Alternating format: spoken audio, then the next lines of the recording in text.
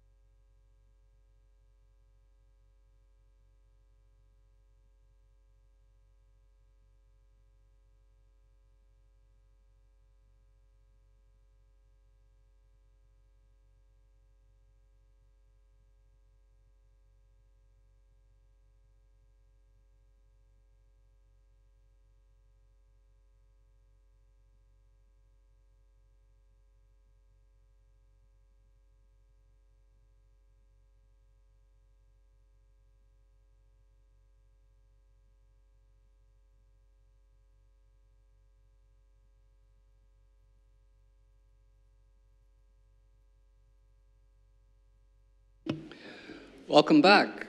Please join me for a moment of silent reflection.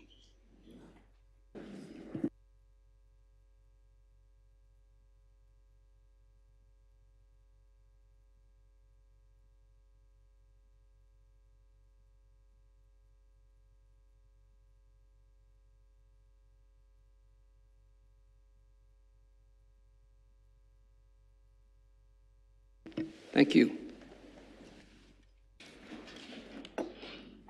I'd ask Ms. Leger to rise and report from in camera, please. Yeah, thank you, Warden Marriott. I can report that Lambton County Council met in camera this morning for approximately 5 minutes to address a few matters. First being to review and approve the Lambton County Council minutes from October 2nd, 2024. Secondly, to receive a report and provide directions with respect to negotiations between the county and ONA Local 19. And then thirdly, to review and approve the Committee of the Whole closed session minutes from October 16th, 2024. That included receiving a report and providing directions with respect to collective bargaining between the county and 3 bargaining units, being QP 1291, QP 2557, and Unifor 2003. Thank you. Today is Take Our Kids to Work Day. This annual event provides students with a glimpse into the working world, and for us specifically, the many ways municipal staff provide caring, growing, and innovative ways to the residents of Lambton County. This day involves students from grade 9 spending the day in the workplace of a parent, relative, friend, or volunteer host, where they experience and learn about the world of work. We would like to welcome the group of students joining us today. There are 12 students participating throughout our county facilities. Some of them are joining us here for part of the meeting today, and others are watching online. If those students could stand and wave, please, that are here. Perfect. We hope you enjoy your time here at the county, at Lambton County. Thank you. Item number 9, minutes of open session council of October the 2nd. Look for a motion to receive and file those. Councillor Agar moves. Councillor Ferguson seconds. All in favor? That's carried. Thank you. Item number 10, Board of Health. Dr. Duick, please.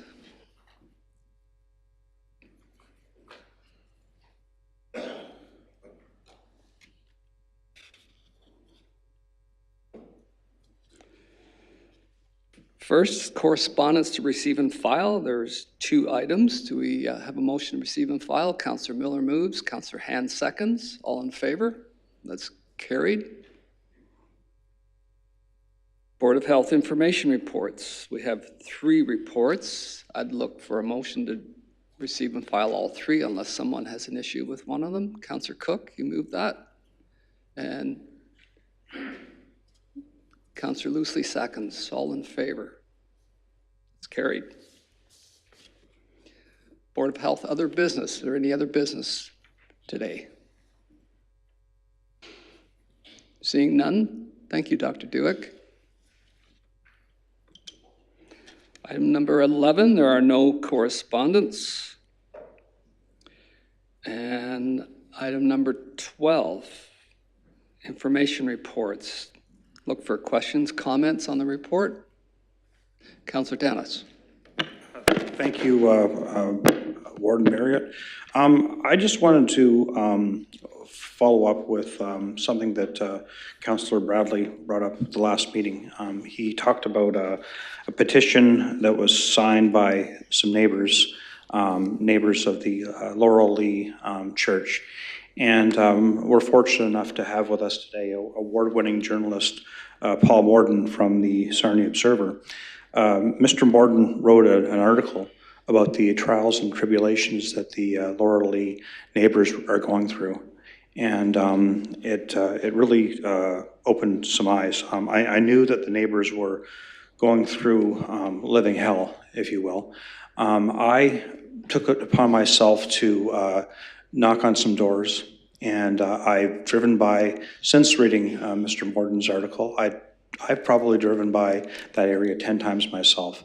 It is not right whatsoever for people to have to live near or around that filth, that rowdiness, when people purchase homes, and there's not one council person or mayor sitting around this horseshoe that would put up with that in their community. If they were approached by a local citizen in their community, upset about living beside that, I can pretty much bet the farm that each one of these individuals would raise Cain over that.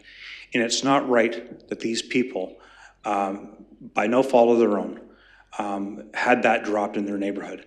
And people, tenants of that facility are defecating on people's front lawns or causing fights. There's open drug use, fentanyl, meth.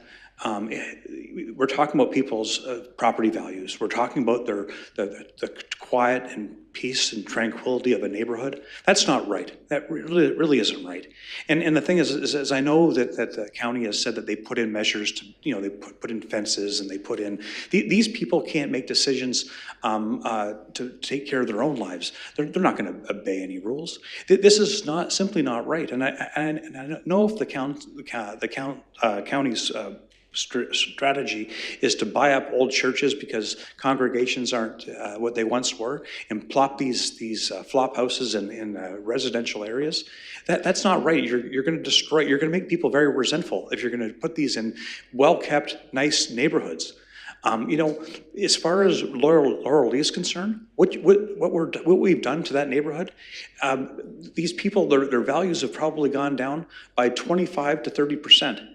And if they can even sell their houses, and there's businesses around there too as well. Novelli's, it's a well regarded mini grocery store. They sell authentic Italian food and groceries, and that business is affected too as well. It's simply not right what we've done, and quite honestly, if I had the power myself, I would close that place down. But I don't have that power.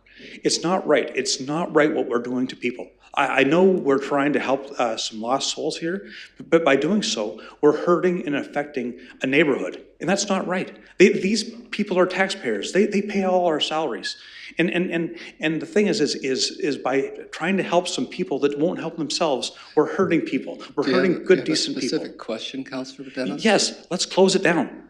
Okay. We can't help these people. They're not willing to help themselves. That place was meant to be temporary. And it's hurting the community of Sarnia. And like I said before, there's not one mayor here that would allow that in their community. Not one. I'm not sure if Ms. Colasani wants to comment on that suggestion or not. I know it's you may or may not want to do that, Ms. Colasani. I'll leave it up to you.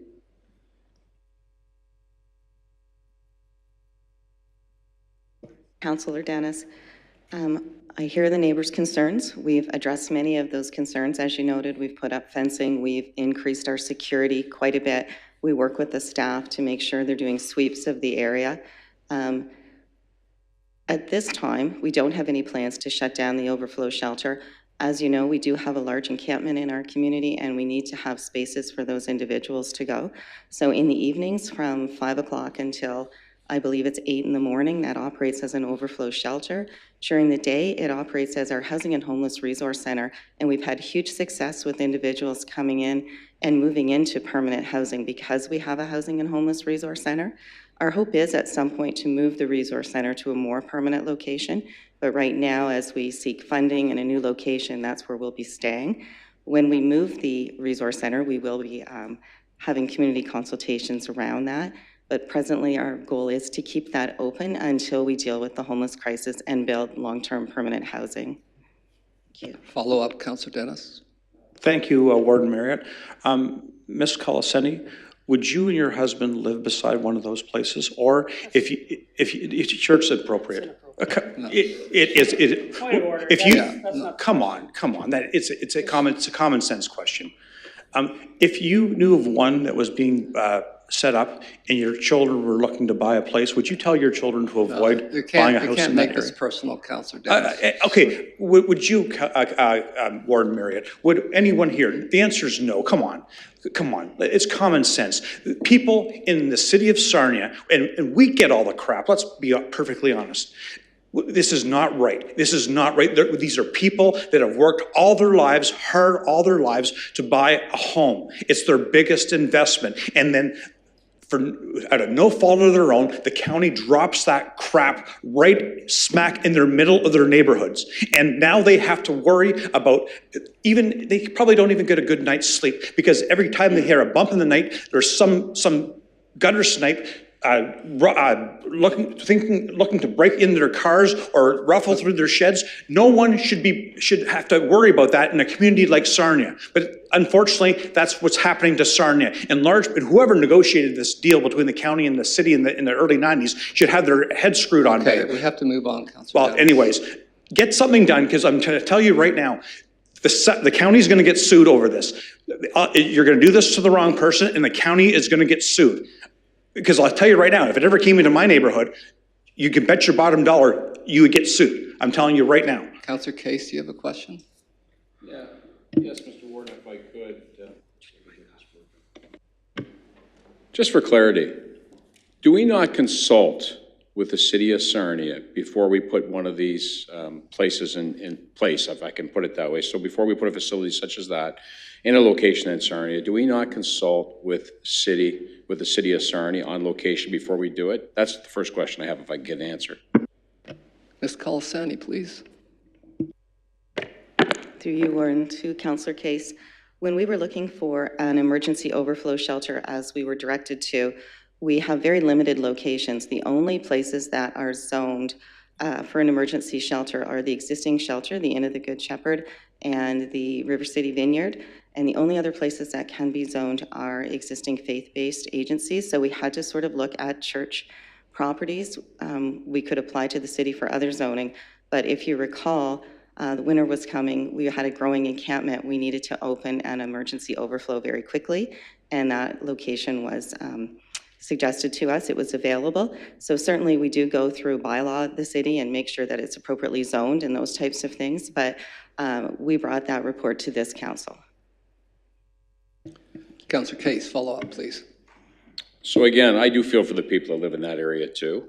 There's no doubt about it. We do have a huge problem that we have to look after, and geographically, trying to find the right location is definitely a challenge. But I would like to think that we are having those talks and discussions with our partners at the city of Sarnia as we go about doing this. And I do understand and recognize the answer. You were in a situation where you need to find something. But at the end of the day, I think what we need to do to try to maybe I'm not going to say fix the problem, because there's not a way of fixing this problem. There's no easy fix. But to move forward, to make sure we do have those discussions with the city. I know there's lots of times we do talk to the city on a very regular basis, to have those discussions, to talk about maybe when you talk about a permanent site, where perhaps that site is located in the future. But there's no doubt about it, this is a real issue, it is a problem, and we really have to turn to the province of Ontario at the end of the day. We really need the province of Ontario to get involved with this situation, and others across the province, to bring some clarity and to try to find some way of dealing with it. So again, that's my comment. Thank you. One more follow-up, Councillor Dennis. I'd just like to remind people that children live in these areas. Children walk to school, they come home from school, they play. Children are witnessing this stuff. And adults can understand and comprehend this, but children are witnessing this stuff. And it's much more complicated. And Valerie answered the question, or she tried to answer the question the best she could. The fact of the matter is if the city isn't, this city or particular staff isn't the most transparent. And one thing's for certain, the public was not consulted when it came to that particular location. And from now on, they better be consulted. Because like I say, I'm nothing like the rest of the council that anyone's ever dealt with. I don't care. I don't care about code of conduct complaints. I don't care about lawsuits, obviously, because I work for the people, and I don't care. Thank you for that, Councillor Dennis. Is there any other questions or comments on this report?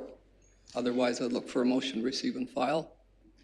Councillor Miller and Councillor Case seconds, all in favor? That's carried. Thank you. Item number 13, items not requiring a motion. Motion to receive and file the SLEP board minutes of dated June 27th and Creative County minutes dated June 27th. Councillor Ferguson and Councillor Cook seconds. All in favor? Oh, sorry, Councillor Lucy. Thank you, Warden Mary. Just a comment. Is there any way we could receive these minutes a little sooner? That's all. It would be nice to get, for example, the May 28th meeting. It would be nice if there was any way we could get the minutes a little sooner. Thank you. Okay. Yeah. We're hearing that, yes, that's possible. Thanks. We can make the request. Well, we can make the request, yep. Thank you. We all in favor of that? Yeah. Oh yeah, that's carried. Item number 14, reports requiring a motion. Social Services Division report regarding child care facility development. Questions or comments on the report? Councillor Loosely. Thank you, Warden Mary. A couple things. I want to thank Mr. Godwin for that report. I think it's great. I strongly support this and think there's a real need in our community. And when you're ready, I would like to move that we proceed with the recommended motion. Okay, is there any other questions or comments before? We can take that motion now if you like. So that's moved by Councillor Loosely, second by Deputy Warden White. Discussion? Don't see any discussion. I'll call the question. All those in favor? Those opposed, if any? That's carried. Item number 15, Committee of the Whole. Open session minutes of October the 16th. Motion to receive and file these, please. Councillor Ferguson moves. Councillor Agar seconds. All in favor? That's carried. There are no items tabled from previous meetings. Item number 17, notice of motion. Councillor Agar. Thank you, Warden. I'd just like to start out by saying, just over the past few years, there have been so many tragic accidents. My heart alone is broken because speed kills.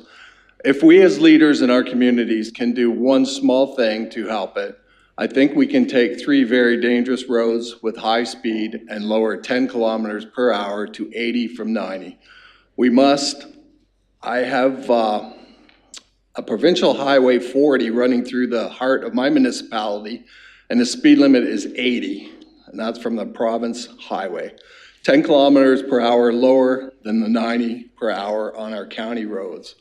So at this time, I'd like to make a motion that the speed limit on Medalman Road, County Road 26, Corrate Line, Highway 80, and Peterborough Line, County Road 4 in the County of Lambton that are posted at 90 kilometers per hour be reduced to 80 kilometers per hour effective no later than October 1st, 2025. Thank you. Do we have a seconder for that motion? Deputy Warden White seconds. Discussion? Councillor Lucy, please.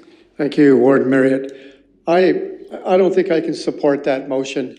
I think if you drive on the roads, and I use even from Kettle Point to Highland Glen or Highland Glen to Reese's Corners, we reduced it to 80 from 90. Nobody drives that speed. I drive that road, and I think speed isn't going to fix it. I think moving it down from 90 to 80, people are driving that speed anyway. I think even looking at possibilities of stop signs with flashing lights or something at the corners may help. But I'm not so sure just reducing that down, because I don't think people will slow down. That's just my opinion. Thank you. Any other questions, comments? Councillor Ferguson, and then Councillor Agar. Thank you, Warden. I do realize where he's coming from, but I don't think the east-west road 10 kilometers speed difference. But I do agree also that perhaps the second stop sign can be an easy, it's not a fix, deterrent to coming down on the north-south road where the accident happened. After, I'd like to probably throw a motion on the floor to direct staff for a second set of stop signs, the left-hand stop signs at these intersections as a start. We could wait for a report, which would take several months, but this would be an easy start without a lot of money but it'll be a start for it. That's my comments on that. Okay, Councillor Agar. Okay, Deputy Warden White. Yeah, thank you, Warden Marriott. Yeah, I understand, you know, the concern from my friend across the floor there, and sometimes speed seems to be a simple solution just by a basic reduction, but we all know that when roads are designed for a certain speed, people are going to drive them regardless of what the posted limit is and regardless of any enforcement attempts. So I'd be more in line with what Councillor Ferguson was talking about, and just seeking more information as to what we can do to try and change the design or the driving patterns, and see if we can get those fatalities eliminated through design changes if possible. Okay, anyone else? Councillor Hand, please. Sorry, I just wanted to go back to Councillor Agar's comment about Highway 40. And it is notable that Highway 40 is a long stretch and it's 80. So it might be easier to be consistent on the other roads in the area to make it so then everything is 80 and there's no confusion with drivers. But I just don't understand why the highway is 90 and these county roads are 80. Okay, Councillor Loosely, you had your hand up. Thank you, Warden Marriott. And just back to Mayor Ferguson, I like the idea of trying stop signs first, even if we even considered a flashing red light or something with the stop sign. And I would certainly support a motion if this one fails with Mayor Ferguson. Thank you. Councillor Agar. Yeah, I just want to inform that I received a petition right after the last accident, and I think there was 3,000 names. I had my clerk, Baronick, send it out to the county, so we're waiting for their answers to some of this too. So it hasn't been overlooked, anything like that. If you go through the St. Clair Township, most of our roads have flashing lights, and it does help. But this is a first step, and I answered my own question this morning. I drove 90 all the way out here from Corunna, and I did not have one car follow me. Everybody passed me, and they were out of sight before I knew it. So that's kind of where I'm coming from. Even myself, sometimes I'll admit it. If a speed limit's 90, you're going 100 before you know it. So if it goes to 80, the average person will go 90. It's just 10 kilometers difference that would help in the long run. And that's where I'm coming from on that. So thank you.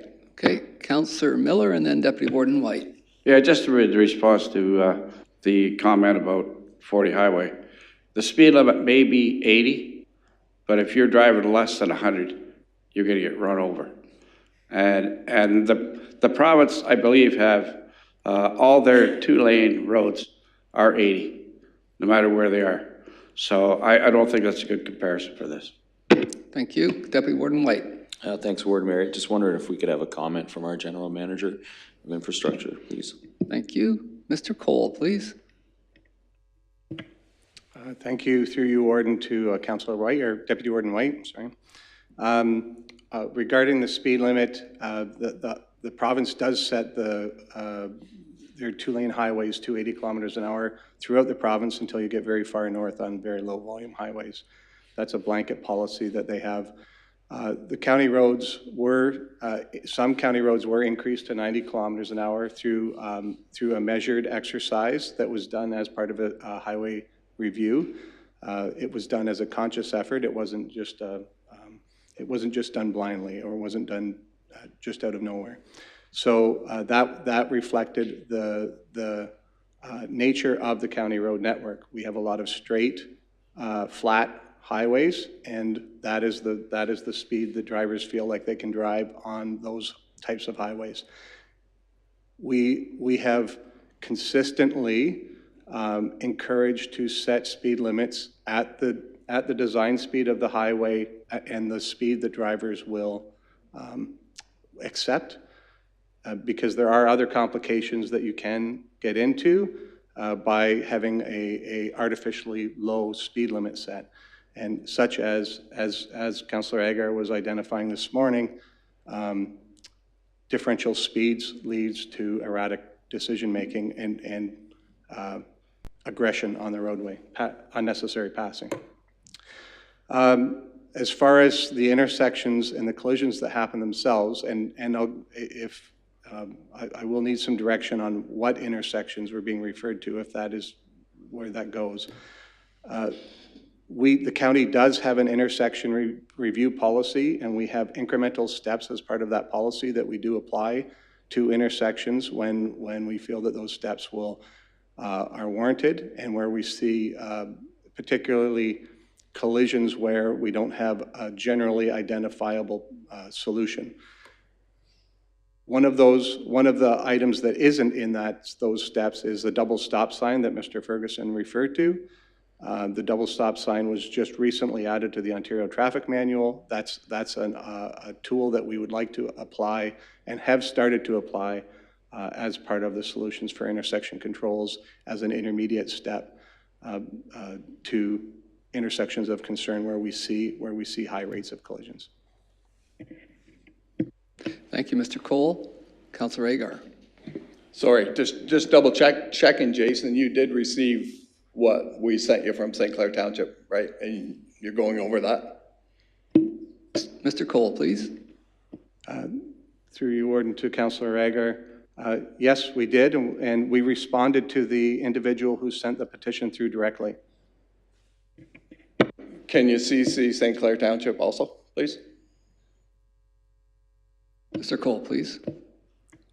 Yes, absolutely. We can forward that correspondence on to the township.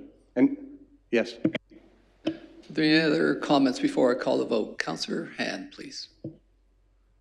I was wondering, as another option, is to do the intersection review first and then come back and consider the speed, a change in speed as a process, rather than do speed today without the other work.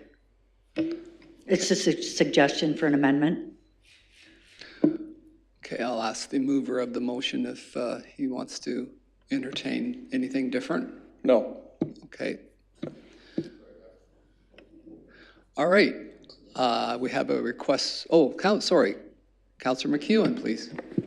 No, I just think that if there's more enforcement for a lower speed limit, then I think we'll be successful, because everybody is concerned when it hits their pocketbook. So I know that the OPP will be probably raising their budget again, but it's going to save lives. When you start, once you get a ticket in an area, don't you know that you drive slower the next time? So maybe that, at least that's what I think is an answer, but that's just me. Thank you. Anything else? We had a request for a recorded vote. I'd ask the vote to be called now. Ms. Leger, please.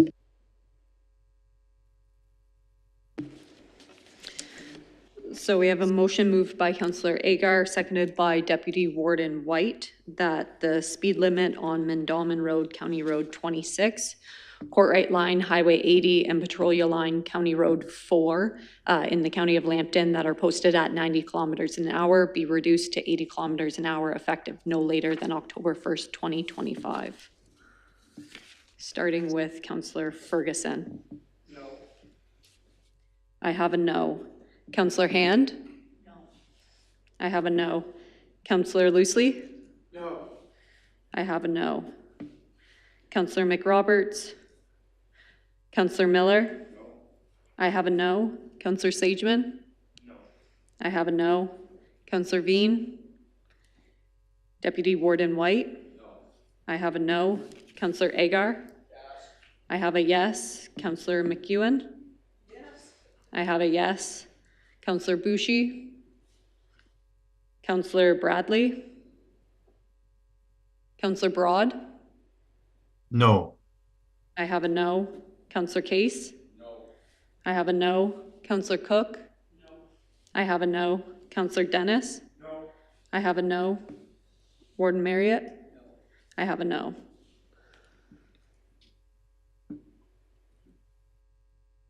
That motion is defeated. Okay, I think there was other motions forward. Councillor Ferguson. If I can make the motion and hope to get a seconder to look at putting the secondary stop signs on the left-hand side to start with the 3 roads that Mr. Egger highlighted and the east-west, and especially where the other county roads cross them going north-south, and then work your way out from there. Councillor Dennis, you second that? Yes, sir. Thank you. Discussion, Councillor Loosely. Thank you, Warden Merritt. I wonder if we could add that we consider looking at flashing lights as well, if they would agree with that. Mover accepts that, and so does the seconder, okay? Thank you. Any other discussion? Seeing none, we'll call the question. All in favor of that motion? Opposed, if any? That's unanimous, I believe. Thank you. Is there any other business at this time?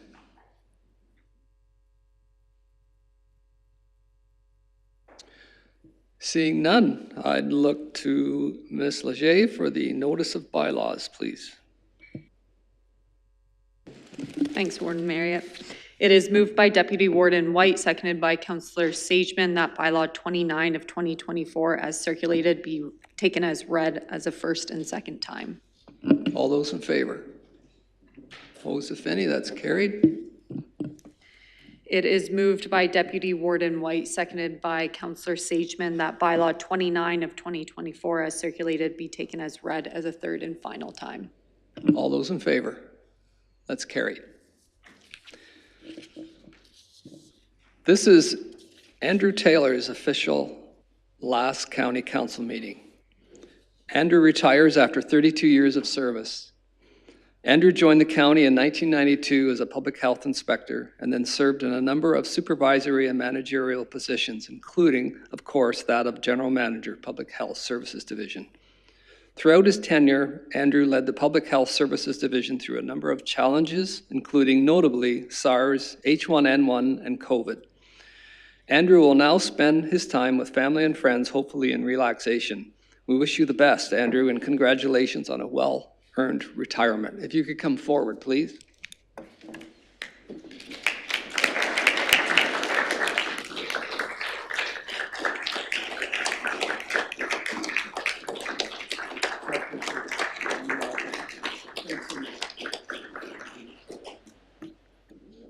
Thank you.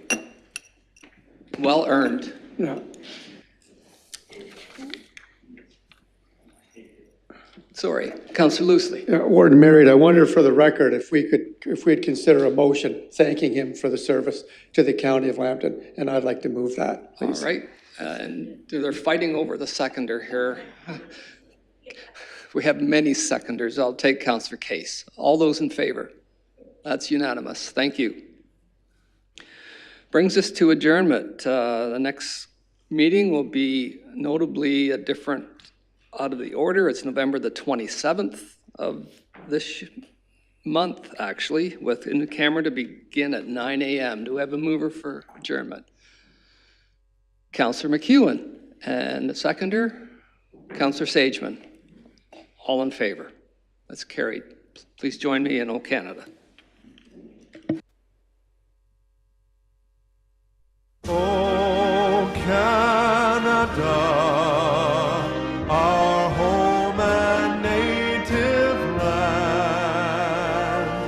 true patriot love in all of us command. With glowing hearts we see thee rise, the true